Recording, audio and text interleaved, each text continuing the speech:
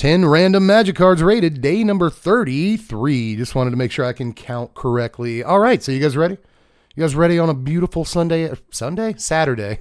Get it right, Dev. Saturday afternoon to see what our first card of the day is. It is Crossroads Consecrator, a single green mana for a 1/2 human cleric.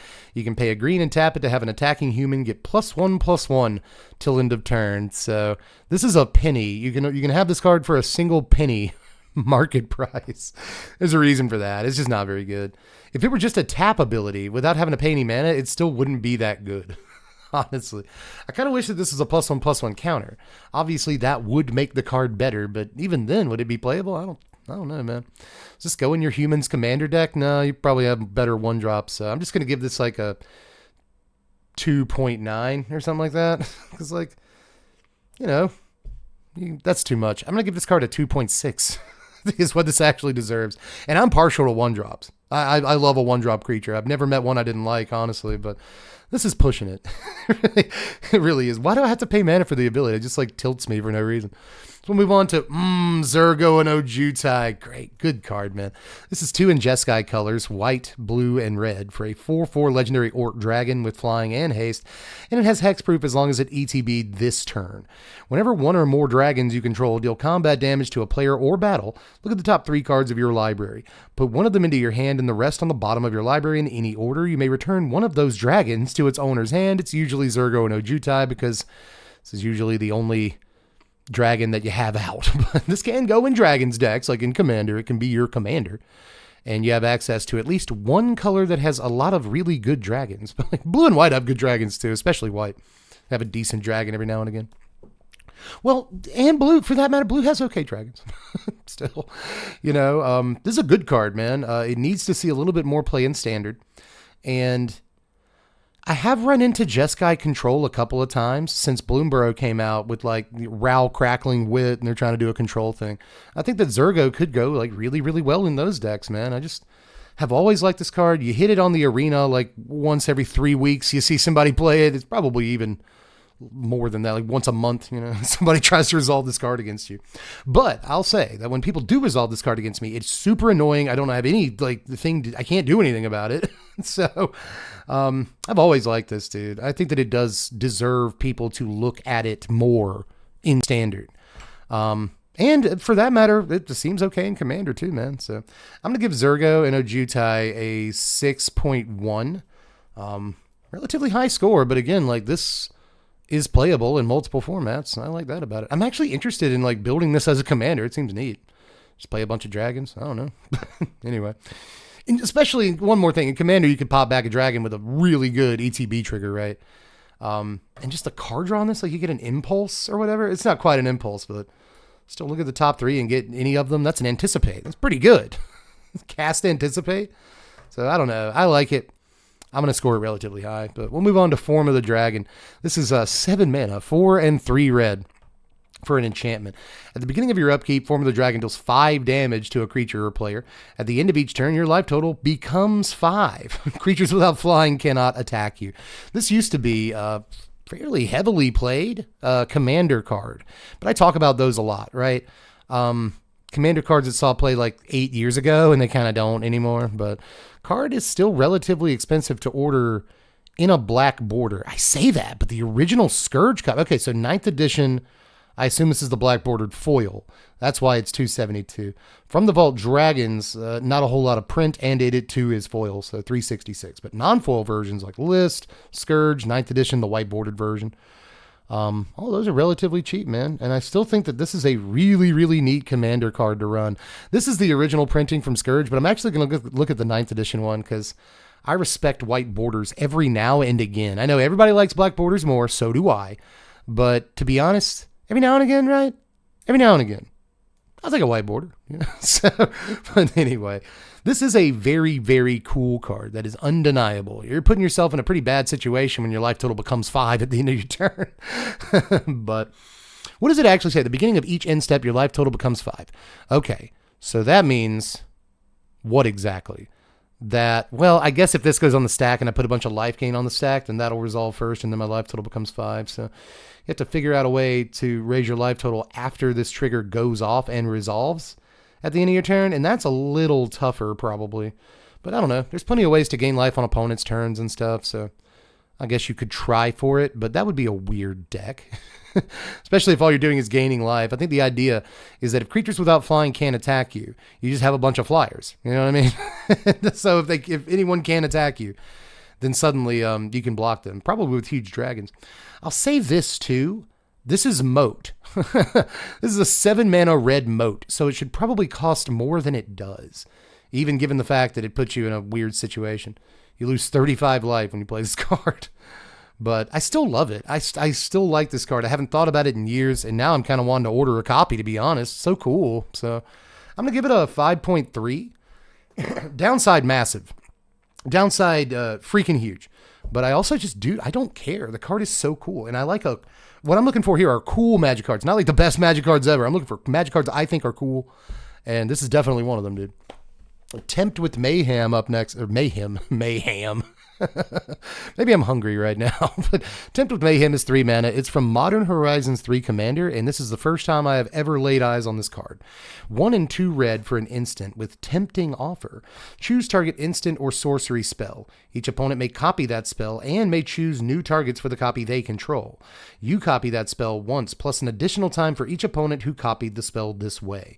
You may choose new targets for the copies that you control. So, okay. I don't like it. I don't like it. So you always copy the spell at least once. Always, guaranteed. Which I love. But this isn't as good at copying like giant fireball type effects and stuff as a lot of cards like this are. Because, you know, if you fireball somebody for 20 and then copy it, your opponents are all going to copy it and then you're dead. So, I don't know, dog. Which ones will go off first, right?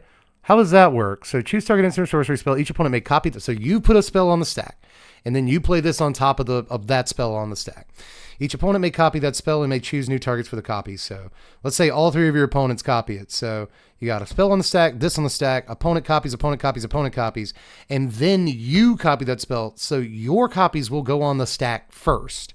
So I guess you could do like an X equals 40 fireball. And even if all your opponents copy it, then suddenly everyone dies before you do. So that's kind of neat, right? If I'm getting that timing correctly, I think I am. So I don't know. It's cool. It's at least, and I just said I'm looking for cool Magic cards. And this is a neat design. So I'm going to give this mostly just because I like copy target spells. And even if nobody else decides to copy the spell, you're copying at least once. So it's doing its job. God. A 5.3. Sure, man. You know, that's actually really tough. I can ask the audience once per video, and I think I'm going to do it right here. If you're watching, go down in the comment section. What do you rate this card? Is it terrible? Is it actually kind of good, you know, when you think about the timing? Or like, what are your thoughts? Because I have really no clue, but like 5.3, 5.4, somewhere in that like neighborhood, you know. We'll go 5.34 so it doesn't quite round up. Let's move on to Whip-Tongue Hydra. This is 6 mana, 5 and a green for a 4/4 Lizard Hydra with reach. When it enters, destroy all creatures with flying. Okay. Put a +1/+1 counter on Hydra for each creature destroyed this way. Neat. Only ever printed in 2 different Commander products. 6 mana is a lot, but like, big deal, you know? I don't think 6 is that much, especially in green decks in Commander. This is one that probably depends on the pod a good bit. I'll say that, but I'd say in a normal game of Commander, it's possible for this to destroy 2 things and become a 6/6. Like, not necessarily on average, but like pretty easily, you know? And again, if you're in the exact right kind of pod, it like 9 for 1s and becomes an enormous dude. I don't even want to do the math. So, you know, I could be 13 in that case. 13. But yeah, I think this is good. I've never seen this card. Why are there so many Magic cards, mostly printed in Commander products, that I've just never seen? This is okay, dude. I'm going to give this a 5.5.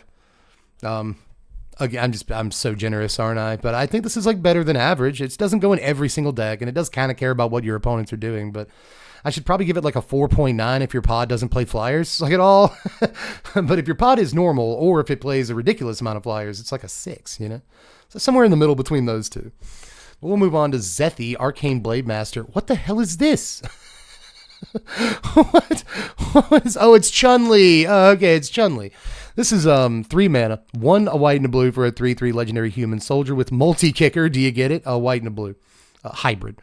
When Chun-Li enters the battlefield, exile up to X target instant cards from your graveyard, where X is the number of times Chun-Li was kicked. She's supposed to do the kicking. Put a kick counter on each of those. Lightning kick. Whenever Chun-Li attacks, copy each exiled card you own with a kick counter on it. You can cast dim copies.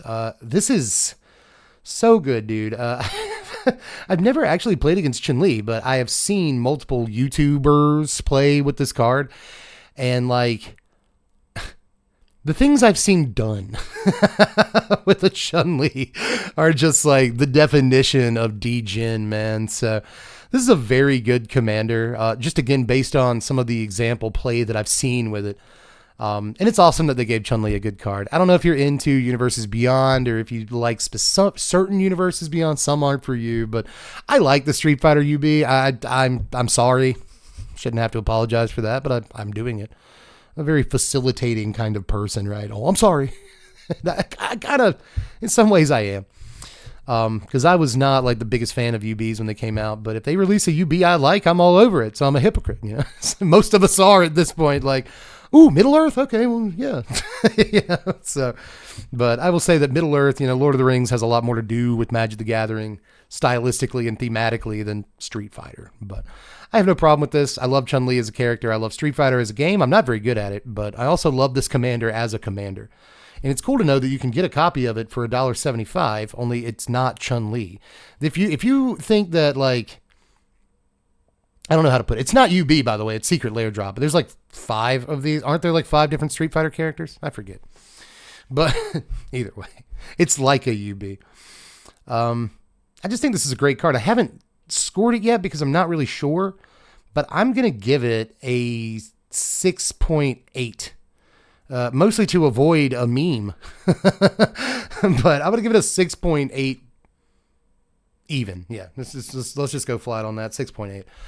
Really, really high score, but again, if you've never really seen what this card can do, it is stupid. It's very, very, very, very dumb. Just imagine having like an arcane bombardment, right?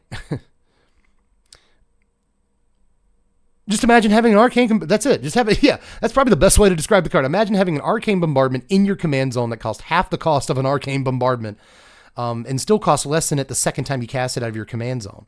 So I don't know, dude. If you want to actually kick enough cards for it to work, you probably are paying as much as an arcane bombardment. But that said, having that effect in your command zone is really gross. So I'll get off this card now. I really, really like it. But we'll move on to Deep Fathom Echo. Currently in Standard from Lost Caverns, 15 cents for this thing. But I actually think this is a pretty good clone. This is 4 mana, 2 a green and a blue for a 4/4 Merfolk Spirit. At the beginning of combat on your turn, Deep Fathom Echo explores. Then you may have it become a copy of another creature you control until end of turn. So a free explore. So it's getting +1/+1 counters, drawing you lands. Free explore every single turn. All the turns. Free explore. Pretty cool. But also, it can clone whatever you want. You don't have to clone anything, so it can just stay a 4/4, 5/5, 6/6, whatever, counters you got on it. But if you do have something to copy, it can also do that, which is sick. It's very, very good. It's often a better version of whatever it's copying because it's got the +1/+1 counters. I've always liked this card. It probably won't ever actually see play in Standard. We got Oko at this mana cost. We've got Dreamdew and Trancer at this mana cost, and plenty of other good 4-drops in blue and green if you're playing Simic. But all depending on the setup, it was actually pretty good. And in Commander, it's okay as far as clones go. You got a lot of really good options in Commander. But again, I'm really focused on the free Explorer every single turn no matter what, which I've always thought was a pretty good upside in like most mid-range decks. So I'm going to give this card a 5.1 because let's give it a 5.2. I'll make you even more upset. I think this card deserves a slightly higher than average score. It's a better clone than it gets any credit for. I hope if you've never seen it or if you wrote it off and just forgot about it, that maybe you're rethinking that right now. Because I'm telling you, there's something to this card. I've always thought there was something to this card. And I will continue on that line of thinking. But we'll move on to, Throne of Bone. This is currently, believe it or not, in one of my commander decks. Dina Soul Steeper. It's in that deck.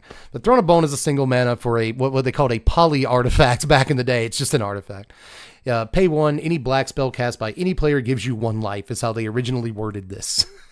How it's supposed to be worded is whenever a player casts a black spell, you may pay 1. If you do, gain 1 life. So this card is not great. It just isn't. But I've got this and then the staff. I think it's a staff. I can never remember the name of it. I could just pull Dina out right now and look through the deck, but that would take so much time. But it's got this card, and it's got the staff that's just like whenever a player casts a black spell, you gain a life. It costs like 3 mana. You don't have to pay any mana to actually activate it, though. I've got both those cards in Dina, and they work really, really well, dude. I'm not cutting this card from D. I like it. It's not good, though, so I'm just going to give it like a 4. Just be done with it. But it was, these thrones. Well, I say thrones, but, some of them were called different things. But these like 1 mana artifacts that effectively did this, and they existed for every color. They were not necessarily important parts of the early history of the game, but they are like iconic parts of the early history of the game. As far as the cycles that we got at this like rarity, they're not as iconic or useful as like Circles of Protection, but they were cards that people did play for a time, right? So I like it. I'll give it a 4, mostly for old time's sake. The card is actually more like a 2. So I'll give it that. We'll give it a 2.5. I'll split some of that difference. I'll split some of that difference and give it a 2.5. It's just not good. But I still love it, and I actually run it. So move on to Conservatory. At ETB's tapped. It taps for a green or a white, and you can pay 4 and tap it to investigate. I want to say that we reviewed one of these already, and I can't remember which one it is. But I think that you just have to give these a relatively high score, just in general. So I'll give it a 6.8 because it's a dual land that can tap to investigate. Even though it costs a lot of mana, it can still tap to investigate. And that's just going to be good. Dual lands get a high score. Almost no matter what. So 6.8. Move on to Black Sun's Twilight. Another like standard playable card that not enough people are on, dude. This costs X and a black for an instant. Up to 1 target creature gets -X till end of turn. If X is 5 or more, return a creature card with mana value X or less from your graveyard to the battlefield tapped. So you'll always get a 5-drop at least or under if you activate that second mode. If you don't activate the second mode, it's not a great removal spell in terms of rate, but it still scales throughout the game. You take out a 2/2 for 3 mana at instant speed. Again, not the best thing in the world, but it's still a mode that's available to you. And I like the kind of modality on these like X removal spells, like March of Wretched Sorrow. This is no March of Wretched Sorrow, but in some situations it's going to be better because it's going to take your opponent's like one of their best creatures off the table if X equals 5, and you get back like Sheldred or something from your graveyard. Sheldred's even in the art. Like that's what you're supposed to do with this card. Fantastic. But I really do. I've always liked this card. Again, the rate as a removal spell is not very good. But if you can activate that second mode, boy, and it takes out like indestructible guys too because of the -X. Really, really good, man. I'm going to give Black Sun's Twilight. Let me put it this way. If there's a playable removal spell, I'm going to give it over a 5. I feel like most playable removal spells are better than average Magic cards, right? So I'm going to give this a solid 6, and you can argue with me in the comments section, but whether it comes to Commander or Standard, I do think this card has some playability that people aren't really taking advantage of, right? So I like the card. I will score it a 6. That might be high. It's my channel. I've always liked this thing, but anyway, that's all I've got for today. Let me know whether you agree or disagree with that score on Black Sun's Twilight. Can we make it a 5.8? Will that make you a little bit better if it's a 5.8? I'm not going to do it. It's a 6. This card's a 6, but anyway, I'll see you guys tomorrow to round off the week. Bye.